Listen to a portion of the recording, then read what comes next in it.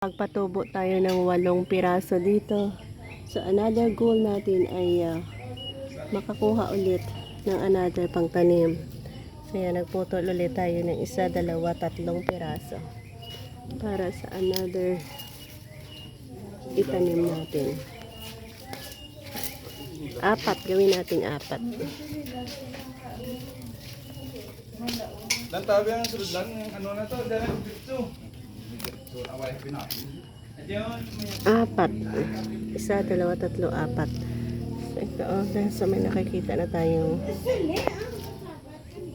4 and 8 ang ating napatubo dyan na bago.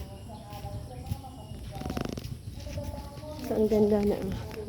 Ay, nakikita na tayo dito mga magagandang shoots na medyo malaki na rin. After 1 month yan.